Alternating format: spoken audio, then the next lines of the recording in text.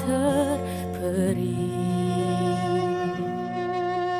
Berapa jarak darimu ya Rasul, serasa di kau di sini. Cinta ikhlasmu pada manusia bagai cahaya surga. Dapatkah kami membalas cintamu secara bersahaja? Rindu kami padamu ya Rasul, rindu tiada terperi. Berapa jarak darimu ya Rasul, serasa di kau di sini.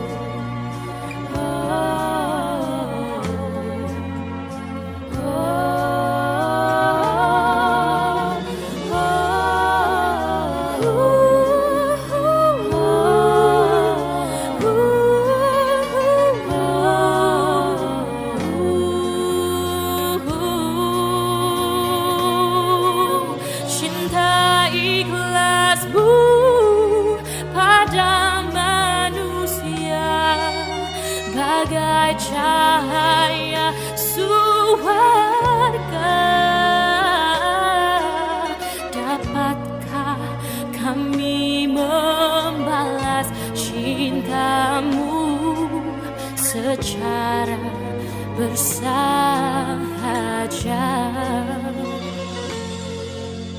Rindu kami padamu ya Rasul, rindu tiada terperi. Berapa jarak darimu ya Rasul, serasa di kau di sini, serasa di kau di sini.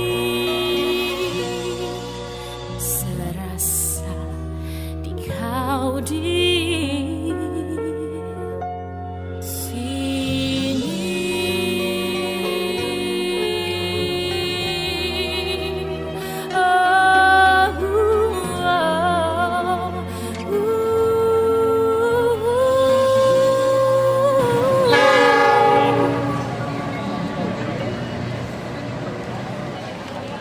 Innal hamdalillah nahmaduhu wa nasta'inuhu wa nastaghfiruh wa na'udzu billahi min shururi anfusina wa min sayyiati a'malina. May yahdihillahu fala mudilla lahu wa may yudlil fala hadiya lahu. Asyhadu an la ilaha illallah wahdahu la syarika lahu wa asyhadu anna Muhammadan abduhu wa rasuluh alladzi la nabiyya ba'da. Amma ba'du.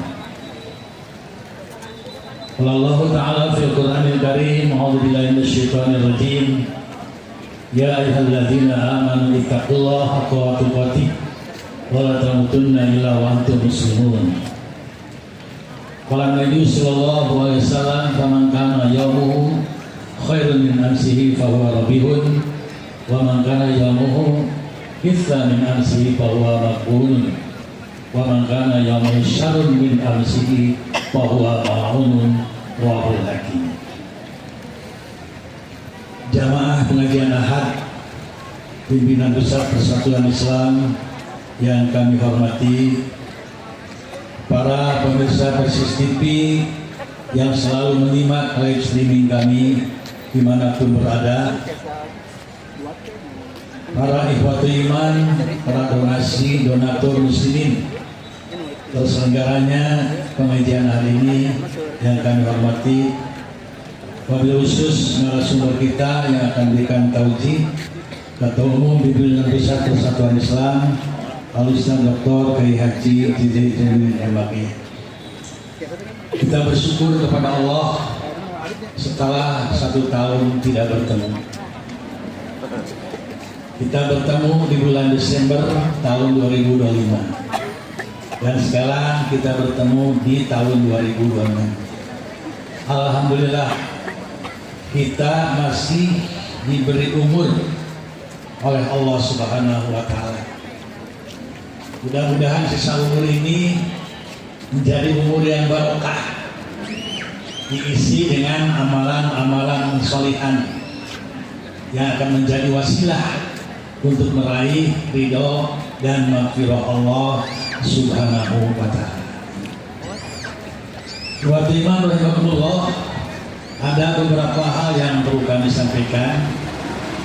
Yang pertama, kami senantiasa mengucapkan terima kasih teriring doa jazakumullahu khairan katsira kepada Bapak Ibu semuanya dan juga para pedagang yang sudah secara seksama mengikuti arahan kami untuk ditertibkan sehingga pengajian ini berjalan dengan khusyuk dan hikmat.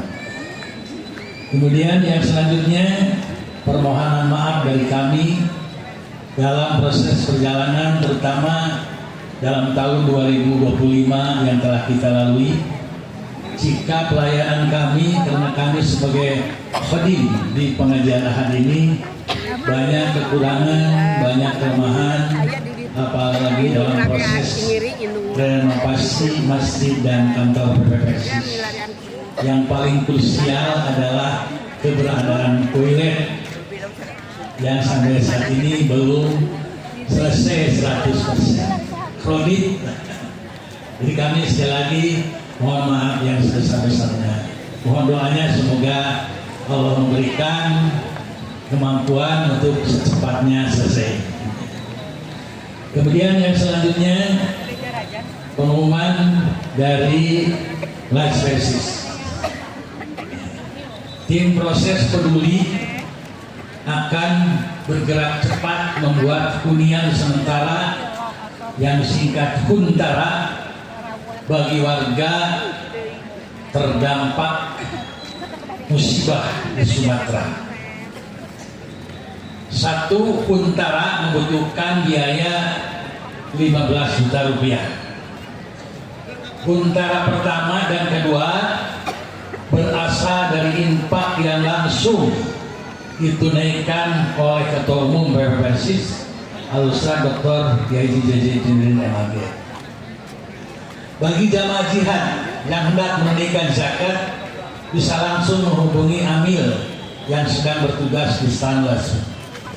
Live Persis mengucapkan terima kasih jazakumullahu khairan katsira dan mendoakan semua jamaah ada di dalam barakah Allah, dan pada akhirnya tim Persis Peduli Sumatera bisa diakses oleh jamaah jihad melalui www.lespersis.id. Yang kedua, info dari Karya Indah, penyelenggara bimbingan haji dan umroh, bimbingan hajinya khusus dan umroh. Jadwal keberangkatan umroh. Keberangkatan umroh reguler 9 hari tanggal 10 Januari 2026. Keberangkatan umroh reguler 9 hari tanggal 7 Februari 2026. Keberangkatan umroh awal Ramadan 9 hari tanggal 24 Februari 2026. Umrah reguler Syawal 9 hari tanggal 31 Maret 2026. Dibuka pendaftaran program ibadah haji khusus kota resmi pemerintah. Yang selanjutnya, dari Bina Mu'alaf Center Persatuan Islam. Insya Allah pada hari ini Ahad tanggal 4 Januari 2026 kami akan menyelenggarakan kajian bersama, yaitu dialog lintas iman antara Islam dan Kristen. Akan dilaksanakan waktunya pukul 16 hari ini pada asar. Tempat di Gedung Pasca Sarjana IAI Persis lantai 3 Ciganitri, Bojong Soang, Kabupaten Bandung. Narasumber dari Islam pertama Dr. Haji Teten Rondi Komarudin MAG, anggota Dewan Isbah Persis, dan juga beliau sebagai Dewan Syariah Bina Mu'alaf Center Persis. Yang kedua, Kang Chan, Ketua Divisi Kajian Agama Apologet Islam Indonesia Jawa Barat. Yang ketiga, YDA Kores Kris, Apologet Islam Indonesia Pusat. Dari Kristen, Pendeta Bapak Dimun Nainggolan, Bapak Rahmat Siringo-ringo,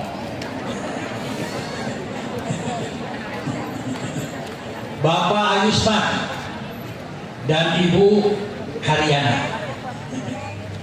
Kepada Bapak yang berkenan ada waktu, silakan bisa hadir di Ciganitri jam 4 sampai jam 00, karena ini debat diskusi tentang siapa yang menciptakan bumi, langit dan bumi, dan untuk apa diciptakan langit dan bumi menurut versi Al-Quran dan Bible.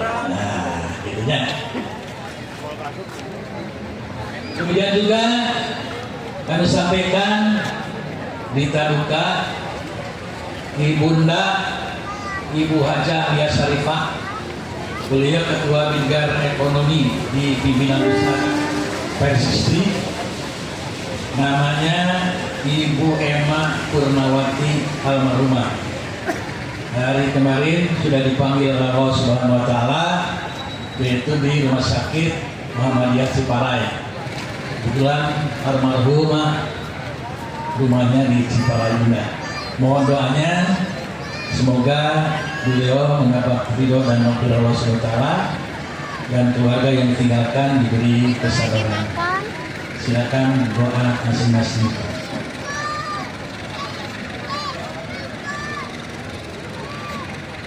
Terima kasih. Itulah beberapa yang dapat kami sampaikan. Dan yang terakhir ini ada yang terlewat. Ada seorang donatur yang ingin, tapi bukan melelang di mesin ya. Melelang di mesin nggak boleh, itu jual beli. Ya. Silakan nanti yang mau lelang ke kantor Mas Persis. Ya. Sebuah merek sepeda merek Walidon Tikus Stratos S5 bagi teman-teman yang berminat, silakan berhubungan dengan Mas Persis.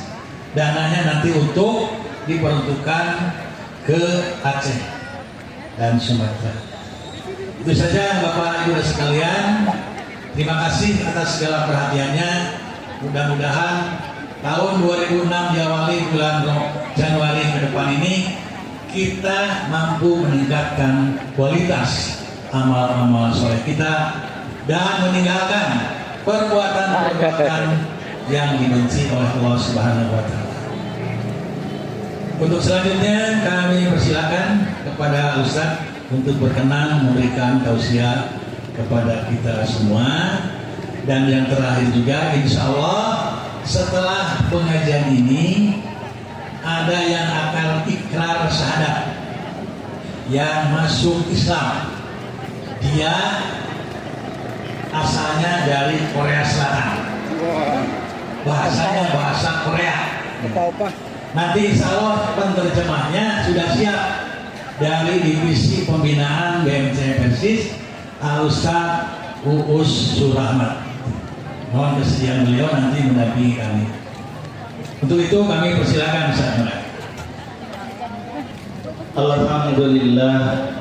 Alhamdulillahilladzi allafa baina qulubina fa asbahna bi ni'matihi ikhwana. Asyhadu an la ilaha illallah wahdahu la syarikalah wa asyhadu anna Muhammadan 'abduhu wa rasuluhu alladzi la nabiyya ba'dah. Wa qala Allah ta'ala fi kitabihil karim wa huwa asdaqul qailin. A'udzu billahi minasy syaithanir rajim.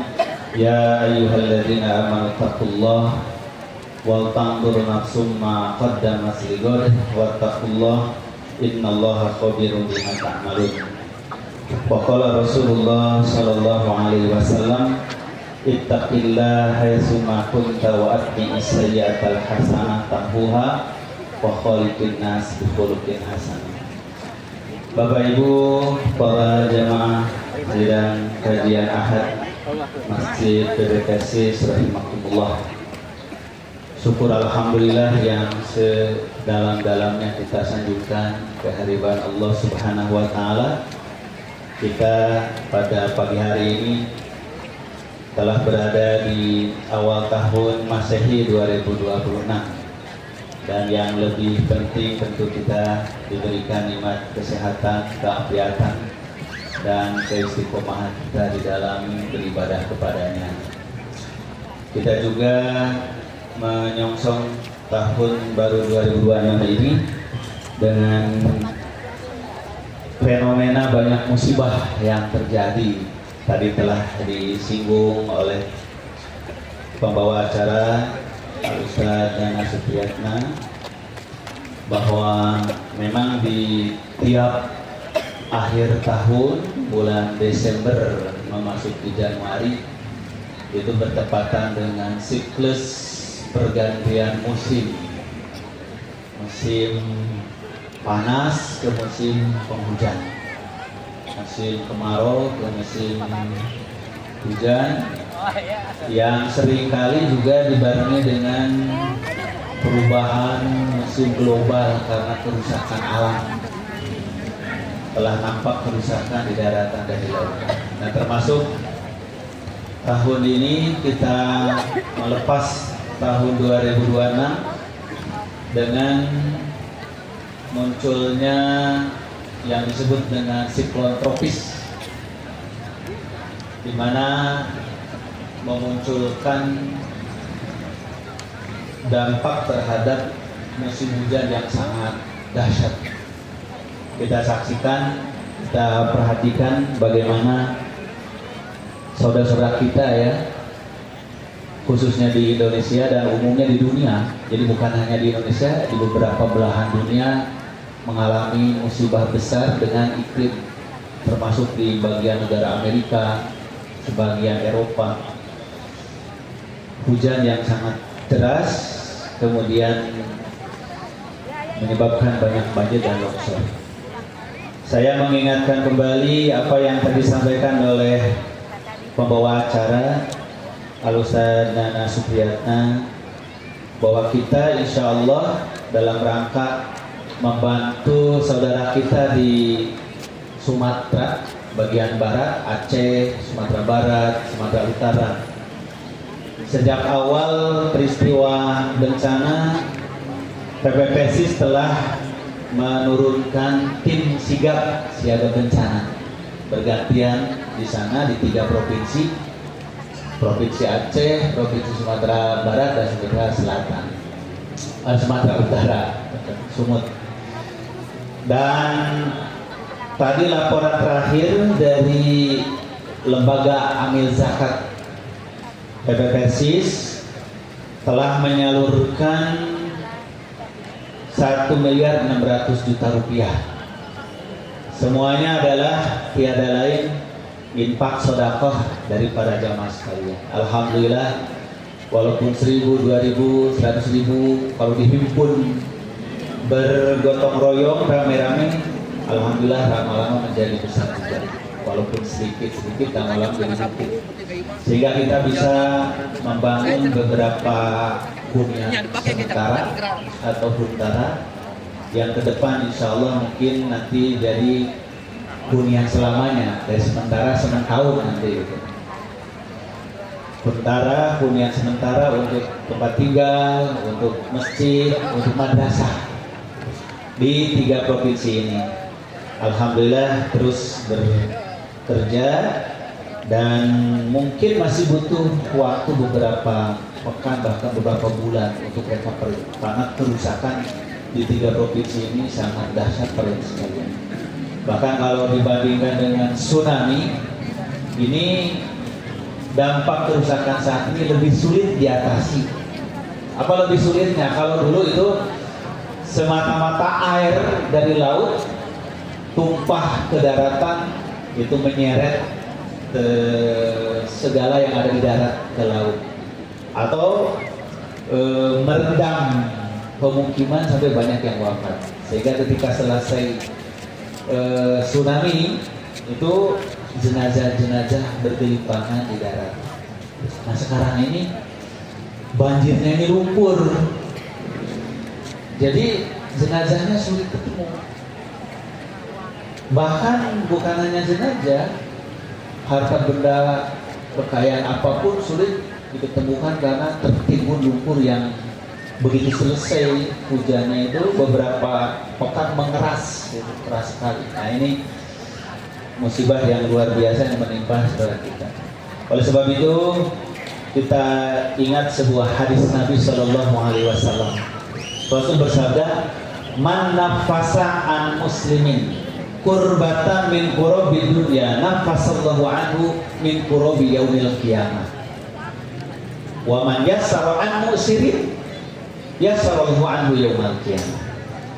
Siapa orang yang memberikan kelapangan kepada saudaranya sesama muslim yang ditimpa kesulitan dari kesulitan dunia, maka niscaya Allah akan mudahkan bagi dia, lapangkan dia dari kesulitan pada hari kiamat. Wa may yassara an mu'sirin yassarallahu anhu yaumal qiyamah. Dan siapa orang yang memberikan kemudahan dari penderitaan seorang muslim di dunia, maka Allah akan mudahkan dia dari penderitaan pada hari kiamat. Maka insya Allah musibah yang menimpa ini sekaligus menjadi salah satu peluang bagi kita untuk berinvestasi pahala melalui infak sedekah kita, memudahkan saudara kita dari kesulitan yang dihadapi insya Allah. Dan tentu bagi kita semua yang dalam keadaan sehat walafiat juga jangan lupa selalu kita memelihara kesehatan keafiatan ini dengan ikhtiar menghindari tempat-tempat yang rawan bencana. Sekarang sudah diperingatkan antara tanggal 2 sampai tanggal 8 Desember ini wilayah Pulau Jawa, nah itu harus betul-betul hati-hati, terutama daerah perbukitan, daerah pantai, dan daerah-daerah yang rawan longsor. Nah ini para jemaah sekalian menjaga diri kita, keluarga kita, dan saudara kita. Karena di saat musim libur terkadang orang lupa tentang potensi bencana. Yang diingatnya adalah untuk membahagiakan diri dan keluarga. Islam tentu tidak melarang kita berekreasi, refreshing, piknik, itu bagian daripada kebutuhan jasmaniah yang dihalalkan oleh Islam. Tapi yang harus diperhatikan adalah menjaga keamanan keselamatan. Dan yang terutama tentu kita selalu berdoa. Ada sebuah doa saya kira yang patut kita selalu baca ya setiap hari. Rasulullah SAW selalu membaca doa, Allahumma inni as'alukal afwa wal afiyata fi dini wa dunyaya wa ahli wa mali. Allahumma astur awrati wa amin rawati wahfadni min baina yadayya wa min khalfi wa an yamini wa an shimali wa min fawqi wa a'udzu bika min an ubtala min tahti arjuli. Memang doanya rada panjang ya.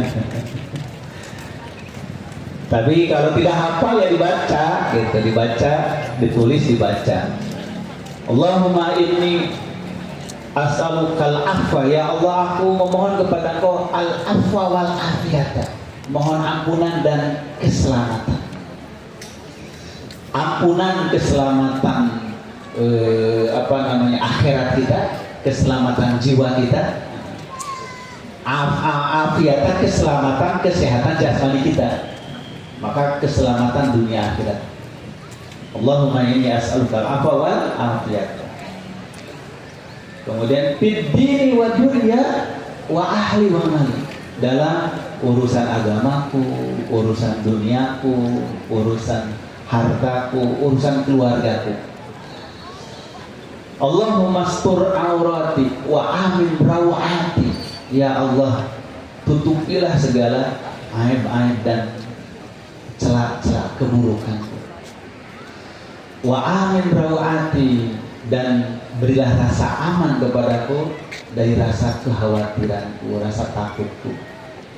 Wahfadni min baina yadaya, lindungilah aku dari hadapanku, wa min khalfi, dari belakangku, wa an yamini, sebelah kananku, wa an shimali, dari sebelah kiriku, wa min fauqi, dan dari atasku, wa a'udzu bika min an ubtala min tahti arjuli, dan aku berlindung kepada Engkau ya Allah dari musibah yang tiba-tiba datang dari bawah kakiku.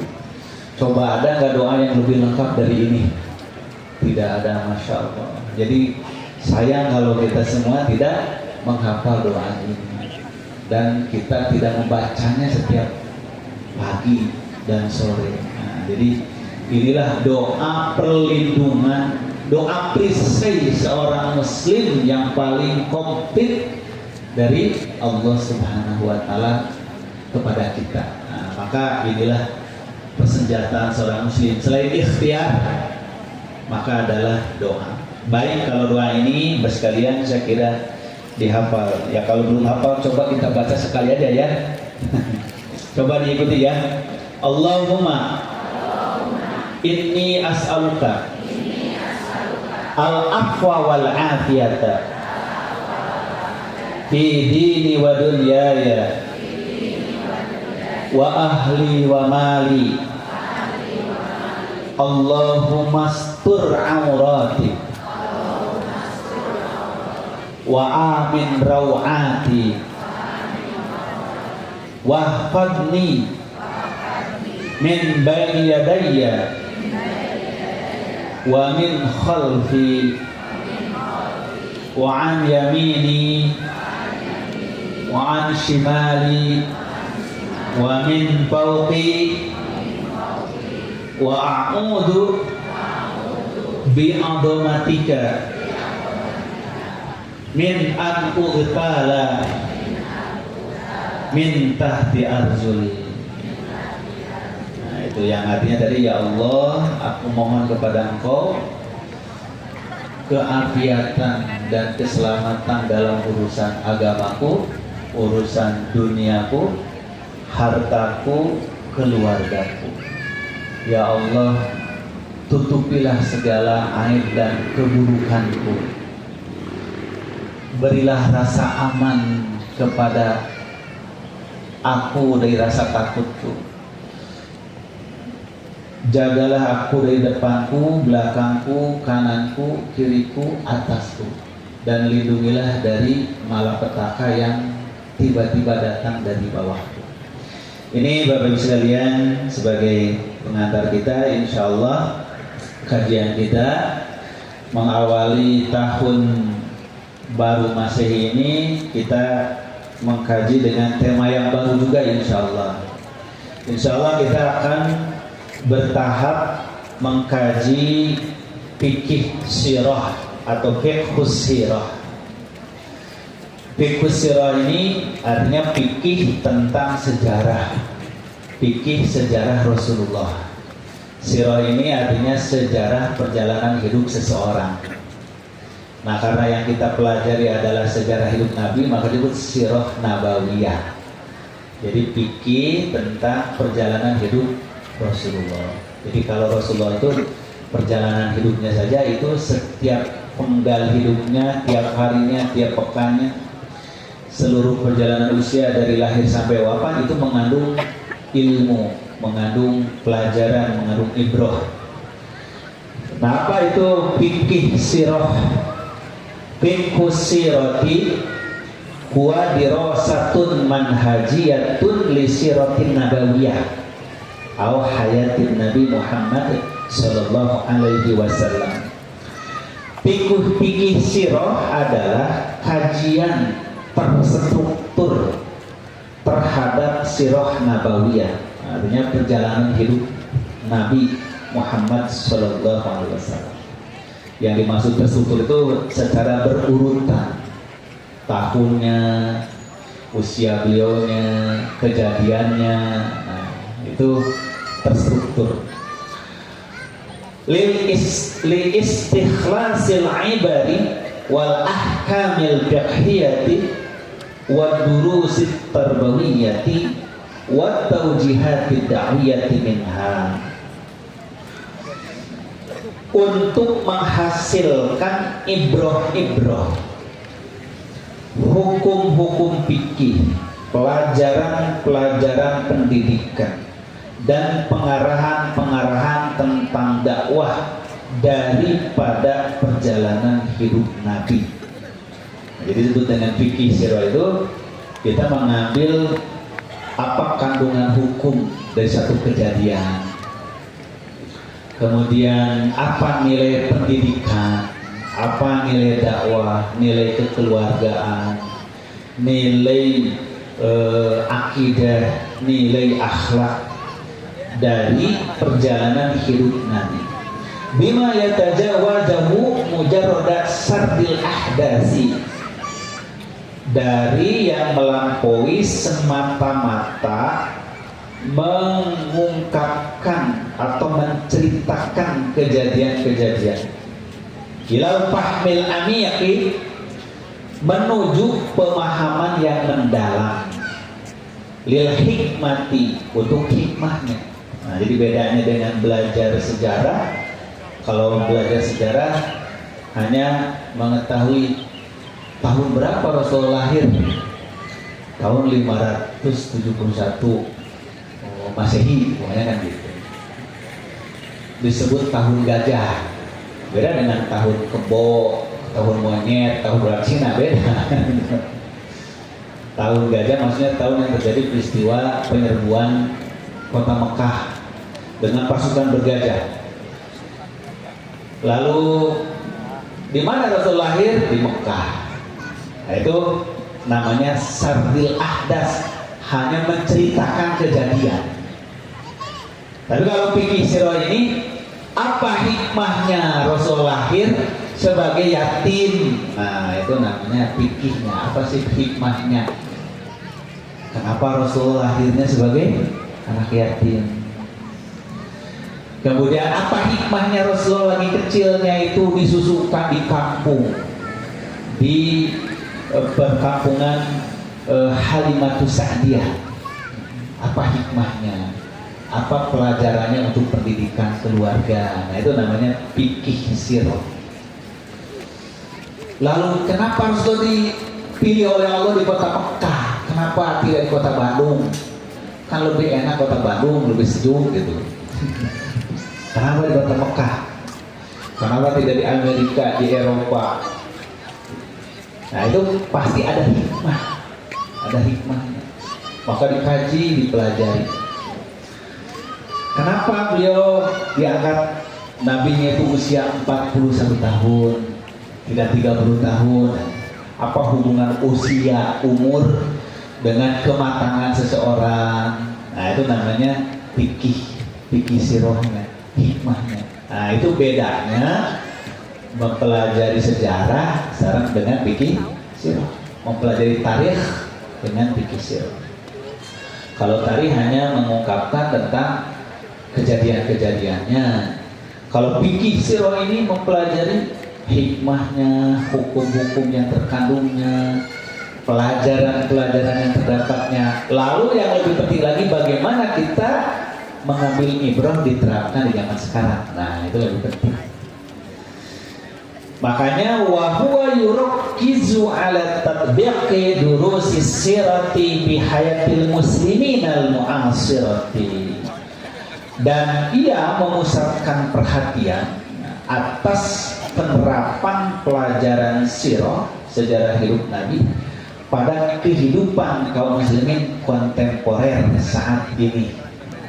Jadi kenapa Rasulullah lagi remajanya menggembala domba? Nah, itu apa pelajaran dari tinjauan pendidikan, tinjauan kepemimpinan? Kenapa menggembala domba?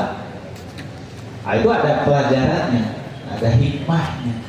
Lalu apa yang bisa diambil? Apakah anak-anak kita harus diajar beternak domba, gitu kan? Gitu. Diajar nanam domba dulu, nah, itu umpamanya. Atau maksudnya sebuah pelajaran kepemimpinan diawali dengan orang berinteraksi dengan lingkungan sekitarnya.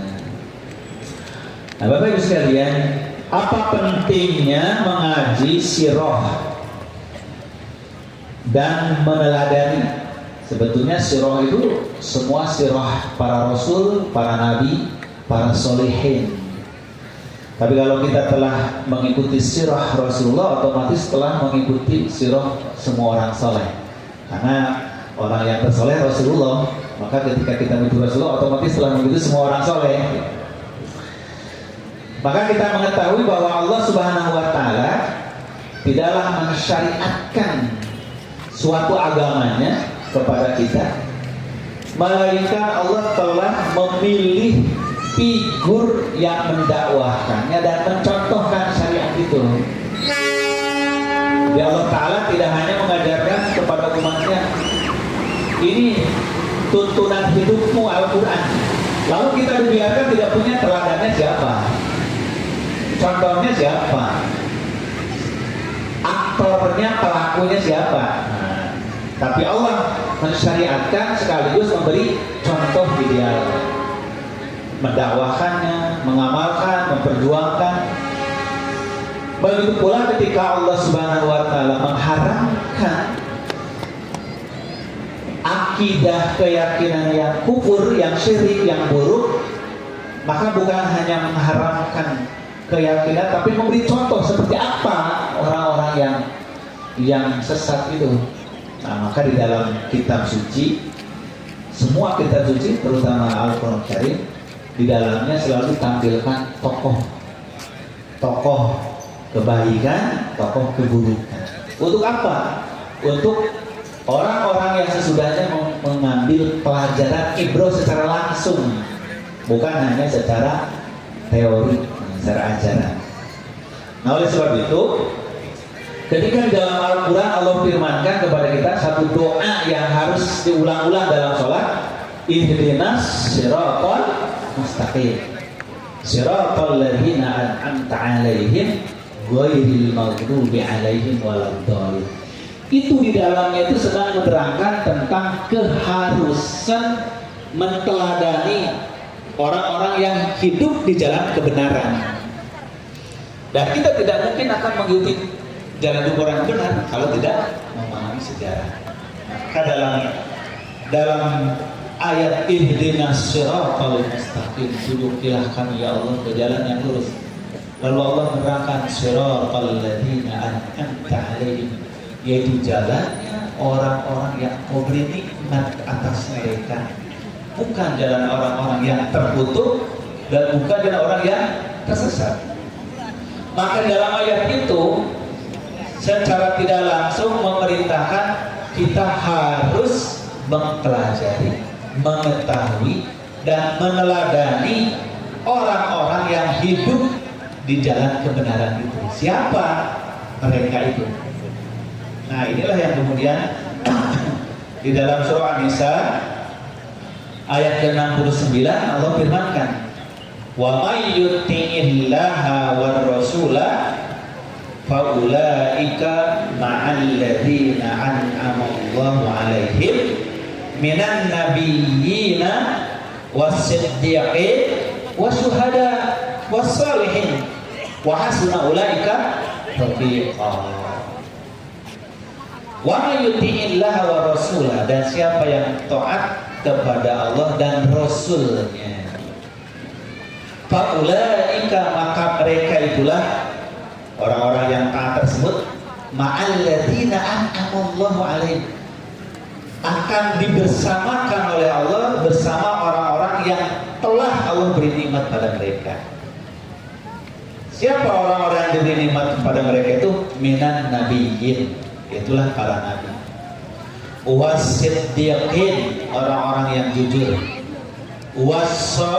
Wasyuhada, para syuhada, orang-orang yang mati syahid. Wassalihin, dan orang-orang saleh. Jadi kalau dalam surah Al-Fatihah kita memohon kepada Allah, ihdinas siratal mustaqim, tunjukilah kami ke jalan yang lurus, yaitu jalan yang orang-orang yang diberi nikmat. Maka Allah jelaskan siapa orang diberi nikmat itu di dalam An-Nisa 9, yaitu jalan yang para nabi, jalan yang para siddiqin, jalan yang para syuhada, jalannya para sholihin. Lalu bagaimana kita akan bisa mengikuti jalan mereka kalau kita tidak mempelajarinya, tidak mengetahuinya? Maka itulah sebabnya ayat ihdinas siratal mustaqim itu sekaligus isyarat perintah mempelajari sejarah, sirah para nabi, para siddiqin, para syuhada, para sholihin. Lalu Allah firmankan, mereka itulah sebaik-baik yang harus dijadikan teman. Hasuna ulaika rafiqa, dan dia sebaik-baik yang dijadikan teladan. Nah sebaliknya, ketika Allah firmankan ghairil maghdubi alaihim, bukan jalannya orang-orang yang terkutuk dan bukan jalannya orang-orang yang tersesat. Apa bedanya terkutuk dan tersesat? Yang terkutuk pasti tersesat. Cuma terkutuk itu lebih besar dosanya daripada orang semata-mata tersesat. Dol. Kenapa? Karena ada perbedaan yang mendasar. Kata Syekhul Islam Ibnu Taimiyah, kalau al-maghdub itu adalah orang-orang yang tersesat, yang melanggar setelah dia tahu, setelah dia mengerti, setelah dia paham. Jadi melanggarnya itu bukan karena bodoh, melanggarnya itu karena sadar bahwa itu salah, tapi dia benci kepada yang benar. Maka demi membencinya kepada yang benar, dia pilih jalan yang salah. Bayangkan itu. Nah makanya kata beliau, al-maghdub itu mayoritasnya adalah orang-orang yang sesat dari kalangan orang-orang berilmu. Di orang berilmu kalau sesat itu lebih besar dosanya dan keburukan dibanding orang awam. Karena sesatnya itu apa? Sesatnya itu karena hawa nafsu. Sesatnya itu karena syahwat, mengutamakan hawa nafsu, mengutamakan kepentingan dirinya sendiri daripada ilmunya. Maka dia jadi maghdub, terkutuk, terlaknat di sisi Allah. Kenapa terlaknat? Sebab dia mengkhianati dirinya, mengkhianati ilmu, mengkhianati Allah dan Rasul. Nah maka kata saya bisa detailnya, dari umat manapun kalau yang menyimpangnya orang berilmu, orang alim, maka ia dikategorikan al-maghdub. Jadi artinya apa? Kita berlindung kepada Allah dari jalan orang-orang yang berilmu tapi menyimpang dari ilmunya. Kita berlindung kepada Allah dari orang-orang yang sudah paham tapi mengkhianati pemahamannya. Itulah al-maghdub. Sedangkan ad-dhalin, orang-orang yang tersesat karena kebodohan atau karena salah pemahaman. Makanya Allah membedakan hukum orang yang sesat itu antara yang mengetahui dengan sengaja dengan orang yang karena kebodohan. Tetap saja dia salah, tetap saja dia sesat, tapi beda statusnya di sisi Allah Subhanahu wa Ta'ala. Dan al-maghdub disebut terkutuk, terlaknat, kecil kemungkinan untuk dia kembali kepada kebenaran. Kenapa? Karena bukan tidak tahu yang benar, tapi dia sudah menikmati kesesatan. Maka orang yang terkutuk, dia yang ilmunya kalah oleh syahwat, oleh kecintaan pada dunia. Itu disebut dengan yashtaruna bi ayatillahi samanan qalila. Dia menjual kebenaran ayat-ayat Allah dengan dunia yang hina itu. Dengan jabatannya, dengan kedudukan, dengan harta dunia, dia jual. Padahal dia tahu salah. Ini al-maghdub, kecil kemungkinan untuk dia bertaubat karena dia menyadari kesalahan. Sedangkan ad-dallin, orang-orang yang tersesat bukan karena hawa nafsu dan syahwat dunianya. Mungkin dia niatnya baik, niatnya benar, tapi karena syubhat. Apa syubhat itu? Syubhat ketidakjelasan, keawamannya, kesamaran ilmu. Hanya niatnya gitu yang benar, tapi ternyata salah. Maka kenapa di akhirat nanti ada dua kelompok manusia yang saling mendakwa, yaitu antara pengikut dengan yang diikuti, antara pemimpin dengan rakyatnya, antara ulama dengan umatnya. Maka ketika orang-orang yang mengikut itu mendakwa orang yang diikutinya, ini gara-gara kalian kami tersesat di sini, kata mereka. Bukan karena saya, kamu aja sendiri yang gak mau mikir, taklid saja. Nah, makanya dalam ajaran Islam beragama dan taklid itu tercela. Yang diperintahkan itu harus ittiba. Apa ittiba itu?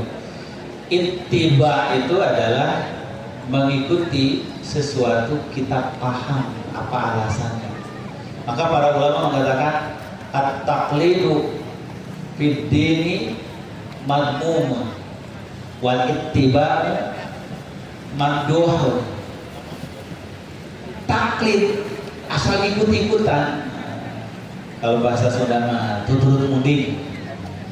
Kenapa sebut tuturut muding ya? Bukan tuturut ayam gitu. Tuturut kambing, tuturut bebek, tuturut sapi. Karena yang paling akrab di kebudayaan orang Sunda, orang Jawa Barat ya, itu kerbau dituntun sama anak kecil, dituntun ke sawah, kamu nurut tuh gitu. Maka itu turut mudik. Lalu baik masuk pada air berotang, sok ayah rendelnya dulu baik. Tapi kalau ping mah karena pasti keluhan untuk nah maka taklid membabi buta itu tercela di dalam agama, diibaratkan seperti kerbau mengikuti seorang anak gembala tanpa mengetahui mau diapain. Nah maka para ulama mengatakan at-taqlidu fid dini madmum, tuturut mudik dina beragama, ngikut kerbau dalam beragama itu tercela. Nah, sedangkan ittiba itu adalah terpuji. Apa disebut dengan taklid dalam beragama? Qabulu qaulil qail wa anta la tadri min aina ma'khudahu. Kamu asal ikut saja apa kata seseorang, kata simpulan dari simpulan, tanpa bertanya ini teh aya keterangannya tidak, ada dalilnya tidak. Kalau di Al-Quran mana, kalau di Sunnah mana, gitu. Ini tercela dalam agama itu. Sedangkan ittiba qabulu qaulil qail wa anta tadri ma'ina ma'khudahu. Sedangkan ittiba itu kau ngikuti sesuatu karena kau mendengar ini keterangannya. Nah, jadi yang diikuti itu keterangannya, bukan perkataan orang. Seperti sama tapi beda. Bagaimana Ustadz kalau orang baru memeluk Islam, apa bisa langsung ittiba? Anak kecil, ya tidak mungkin, pasti taklid dulu. Apakah orang taklid Islamnya sah? Ya sah.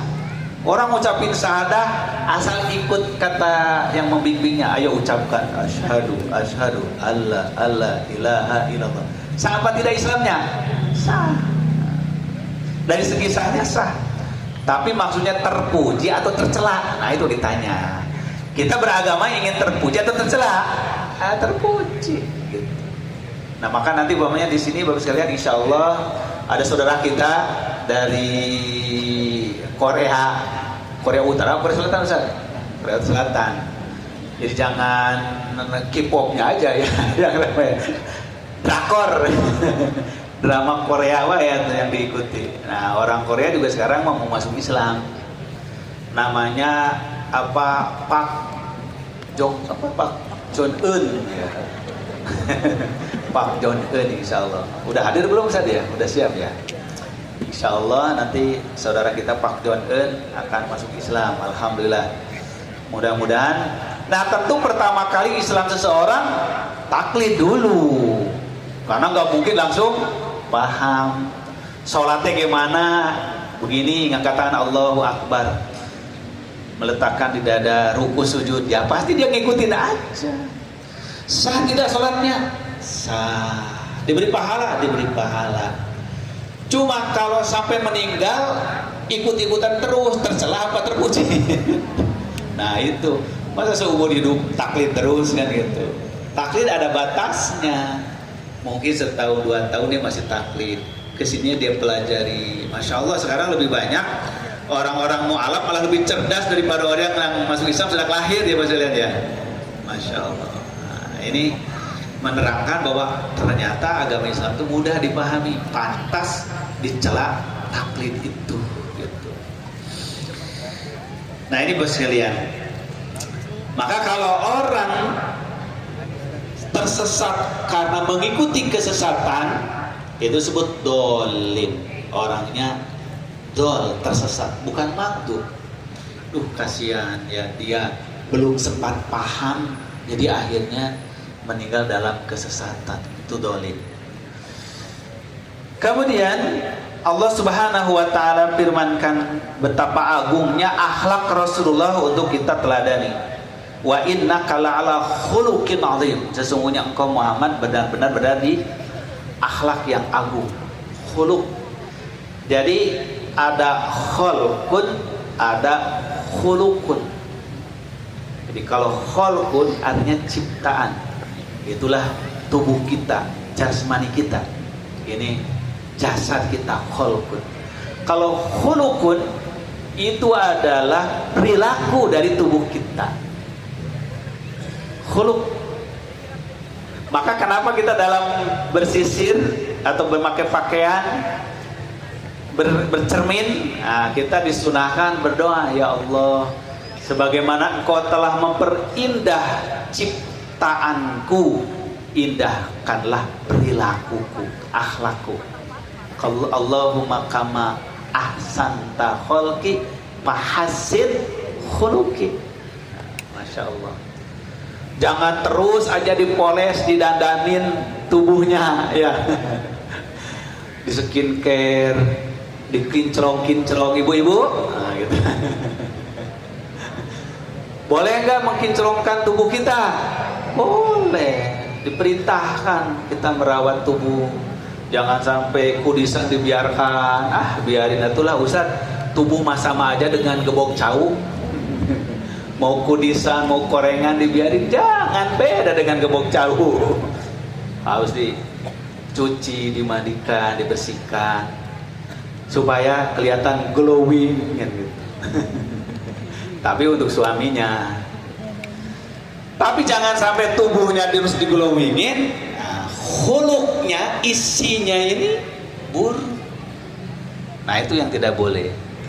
Jadi harus seperti istana yang bangunannya megah, indah, penghuninya orang-orang mulia, orang-orang soleh.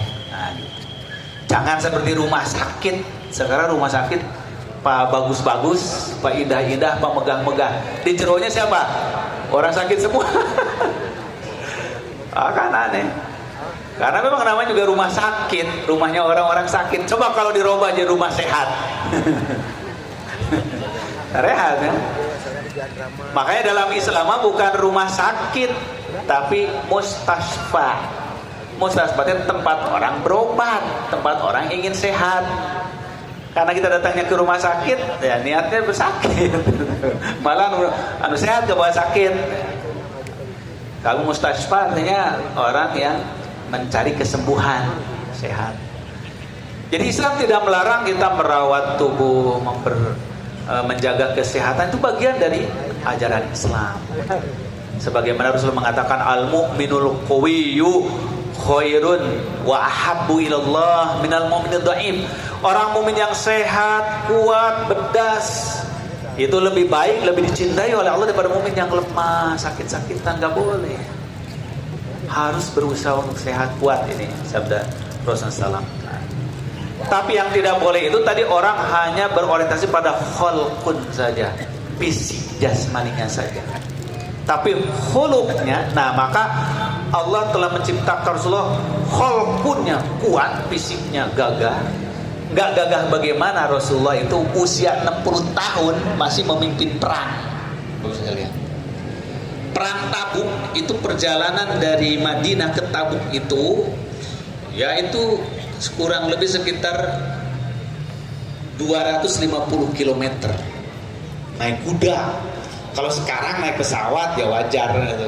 Dulu naik kuda, Rasulullah masih naik kuda, usia 62 tahun. Perang Tabuk, perang terakhir, luar biasa. Memimpin perang. Sekarang TNI pensiun 58 tahun.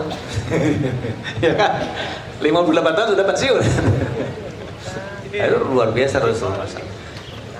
Utsman bin Affan usia 80 tahun masih memimpin peperangan, masih memimpin prajurit, masih jadi panglima. Menunjukkan para sahabat itu orang-orang yang sangat kuat fisiknya. Tapi mereka itu dibarengi dengan kekuatan rohiyahnya, kekuatan jiwanya, khuluqnya, akhlaknya. Nah maka wa innaka la'ala khuluqin 'azim. Sungguhnya engkau benar-benar di atas akhlak yang agung, kepribadian yang agung. Karena itulah Allah Subhanahu wa taala memerintahkan kita menteladani Rasulullah sallallahu alaihi wasallam. Laqad kana lakum fi Rasulillahi uswatun hasanatun liman kana yarjullaha wal yawmal akhir wa dzakarallaha katsira. Sungguh benar bagi kalian ini pada pribadi Rasulullah SAW itu ada uswah, keteladanan yang terbaik itu dalam segala hal. Uswah. Nah makanya pada Rasulullah ada uswah, ada qudwah, ada sunnah. Itu apa perbedaannya kan? Uswatun, qudwatun, sunnatun itu bagi Rasulullah SAW 3 kata yang berbeda-beda tapi maknanya satu, yaitu sikap perjalanan hidup yang baik, yang sangat ideal untuk diteladani. Nah tetapi nanti ada perbedaan antara uswah dengan sunnah dengan qudwah. Kalau uswah itu keteladanan yang bersifatnya umum, walaupun kita tidak sama persis seperti itu kan gitu. Tapi kalau sunnah, keteladanan yang kita harus persis seperti itu. Umpamanya sunnah Rasulullah Sallallahu Alaihi Wasallam dalam sholat qobliyah subuh. Nah itu sholat sunnah, ya kita harus persis seperti perintah Rasul. Tapi kalau Rasulullah SAW itu orang yang selalu menjaga keseimbangan, makan, tidur, istirahat, olahraga, bekerja. Nah itu kita harus menguswah, menteladani. Tidak mungkin kita sama persis seperti beliau, tapi bisa menteladani, meniru. Nah itu uswah. Bapak Ibu sekalian, nah, kalau kita tidak pelajari sunnah atau sirah Rasulullah dengan sebenar-benarnya, sebaik-baiknya, maka bisa jadi kita bukan menteladani beliau tapi malah menteladani orang lain. Karena siapa yang tidak mengetahui, ya tidak akan mencintai. Maka bentuk mencintai Rasulullah adalah mengetahui sunnah beliau, sirah beliau. Maka dari mengetahui itu lahirlah kekaguman. Dari kekaguman timbullah rasa cinta, timbullah ingin kita menteladani beliau. Maka kalau tidak memahami sirah beliau, bagaimana kita akan menteladani? Bisa-bisa kita malah terjerumus menteladani kaum-kaum yang lain. Maka ada dua hadis yang kita pelajari di sini, sekalian. An Abdullah bin Mas'ud radhiyallahu anhu qala qala Rasulullah sallallahu alaihi wasallam ma min nabiyyin ba'atsahu Allahu fi ummatin qabli illa kana lahu min ummatihi hawariyuna wa ashabun. Kata Abdullah bin Mas'ud radhiyallahu anhu, beliau berkata, Rasulullah SAW bersabda, tidak ada seorang nabi pun yang Allah utus sebelum aku kepada satu umat, melainkan bersama nabi itu di tengah umatnya ada hawariyun dan ashabun. Maka timbullah istilah ashabun dan hawariyun. Jadilah kita ashabun dan hawariyun Islam. Siapa yang dimaksud dengan ashabun dan hawariyun itu? Ya'khuduna bisunnatihi wa yaqtaduna biha, yaitu mereka yang mengambil sunnah nabinya lalu mengikutinya. Nah, jadi mereka yang berpegang teguh kepada sunnah nabi lalu selalu berusaha untuk mengikuti.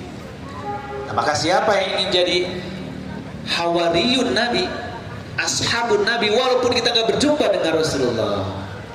Kalau dahulu para sahabat Rasul kemuliaannya, persahabatannya karena sejaman.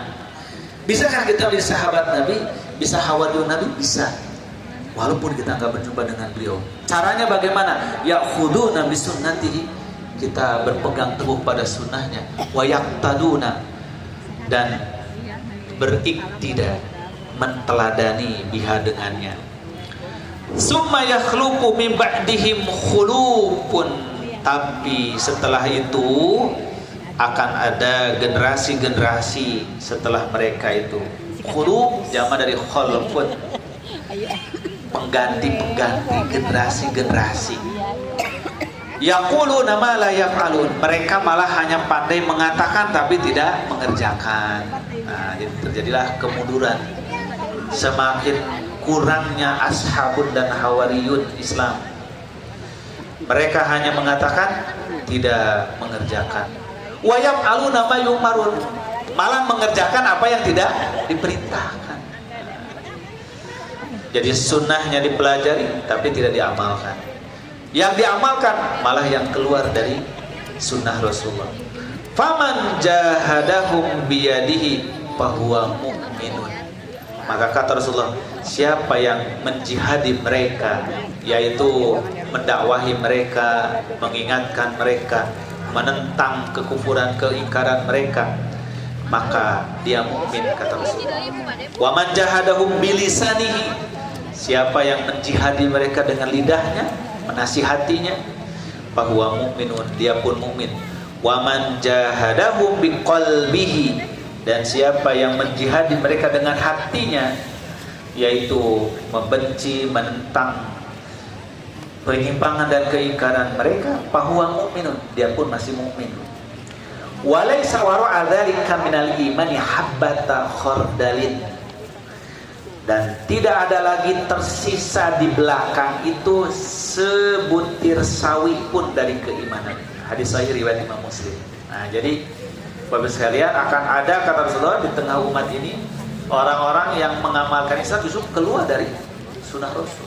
Muncullah aliran-aliran, kelompok-kelompok yang seenaknya memfatwakan agama. Dari mulai yang berpendapat makola-makola, ngomong bahasa semut, bahasa Jibril, bahasa Syriani, ada aja pengikutnya, betul kan? Sampai orang yang berpendapat haji ke Roma itu lebih mulia daripada haji ke Mekah, banyak aja pengikutnya. Nah, maka sabda Rasulullah, man jahadahum biyadihi, Siapa yang bisa mencegah dengan tangannya, dia mukmin. Nah, siapa yang mencegah dengan tangannya? Penguasa, pemimpin yang punya kewenangan. Jangan dibiarkan, tapi harus dicegah. Wa man jahadahum bilisanihi, siapa yang menjihadi dengan lisannya? Siapa dengan lisannya? Ya para ulama. Orang yang paham, yang berilmu, menasihatinya, mengingatkannya. Maka dia pun mukmin. Wa man jahadahu biqalbihi, nah siapa yang menjadinya dengan hatinya saja, cuma gergetet aja. Dia mah gergetet-gergetet. Gergetet aja enggak, gemes pun enggak. Itu kata Rasulullah udah enggak ada imannya lagi yang begitu. Kalau sudah membiarkan kemunkaran. Nah, jadi ini tingkatan-tingkatan mencegah kemunkaran. Itu adalah bil yadihi bilisanihi biqalbihi. Nah, terakhir para bapak sekalian, Rasulullah SAW mengingatkan munculnya generasi yang karena jauh dari sunnah Rasulullah, jauh dari sirah Rasulullah, yang dicintainya bukan nabinya, bukan rasulnya, malah membanggakan kaum-kaum di luar Islam, membanggakan kaum-kaum yang justru dikutuk oleh Allah Subhanahu wa taala. Maka Rasulullah SAW bersabda, la tattabi'unna sunana man kana qablakum ba'an bi ba'in, dira'an bi dira'in, shibran bi shibrin. Sabda Rasulullah, kalian benar-benar akan mengikuti sunnah-sunnah kaum sebelum kalian. Nah, yang maksud dengan kalian ini sebahagian kalian umat Islam. Karena nggak mungkin semua umat Islam. Justru Rasulullah menjamin la tastami ummati ala dolalah, umatku tidak akan bersepakat dalam kesesatan. Artinya akan ada tetap yang tersesat itu, tapi tidak mungkin semuanya. Bahkan kata Rasulullah, la tazalu ta'ifatun min ummati dhahirina alal haq. Allah menjamin di umatku akan selalu ada segolongan orang yang tetap tegar dalam kebenaran. Nah, tapi kata Rasulullah, akan ada di antara kalian orang-orang yang mengikuti sunnah-sunnah, artinya jalan-jalan hidup beragamanya kaum sebelum kamu, ba'an bibain, sedepa demi sedepa. Nah, maksud sedepa demi sedepa itu jauh, intinya jauh dari kejauhan. Diroan bidiroin, lama-lama sehasta demi sehasta. Lama-lama shibron bisibrin, sejengkal demi sejengkal. Hatta laudakhulu hujjuhra dabbin ladakhaltumu ma'hum. Sampai kalau kaum itu ngikut masuk ke liang biawak pun, liang buaya pun akan ikut juga. Qalu, para sahabat bertanya, ya Rasulullah, al yahudu wan nasara? Qala faman idza? Kata sahabat, apakah yang dimaksud kaum yang diikuti itu kaum Yahudi Nasrani? Kata Rasulullah, siapa lagi kalau bukan mereka? Nah, jadi ini menunjukkan sekalian karakter dari sebahagian umat ini akan meniru dari perilaku umat-umat terdahulu.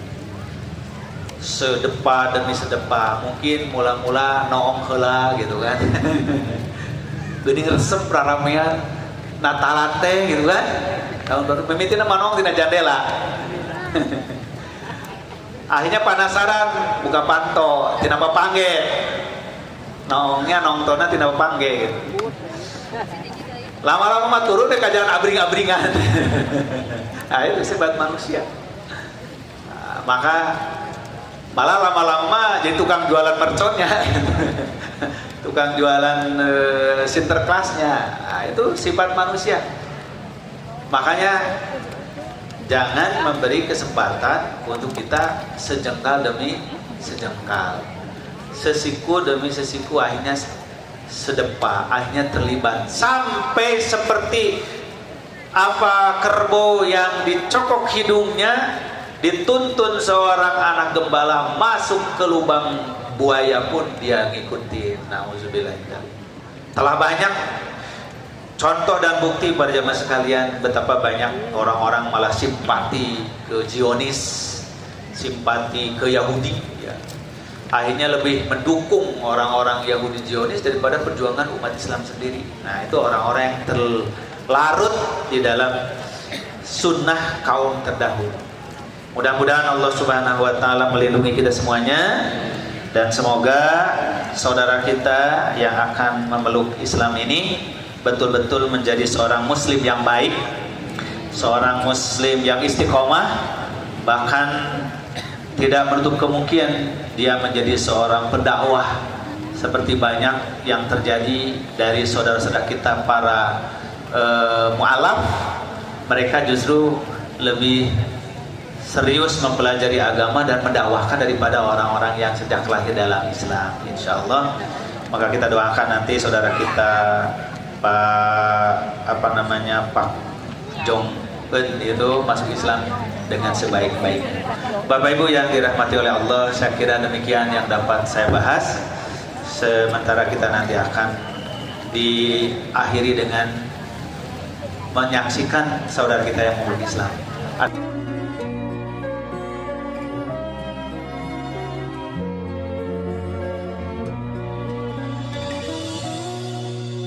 Rindu kami padamu ya Rasul, rindu tiada terperi. Berabad jarak darimu ya Rasul, serasa di kau di sini. Cinta ikhlasmu pada manusia bagai cahaya surga. Dapatkah kami membalas cintamu secara bersahaja?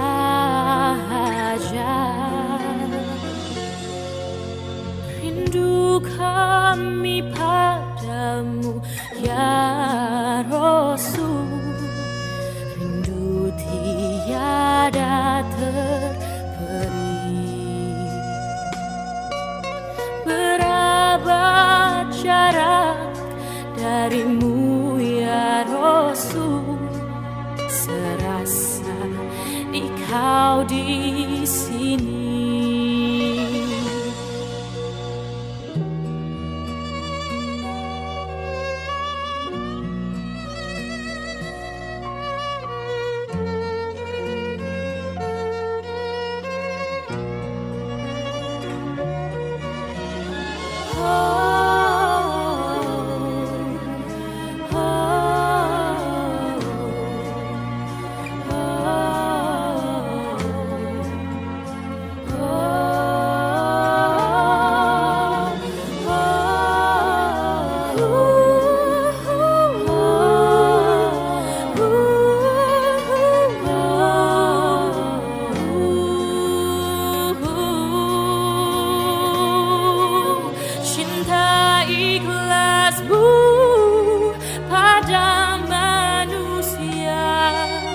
Bagai cahaya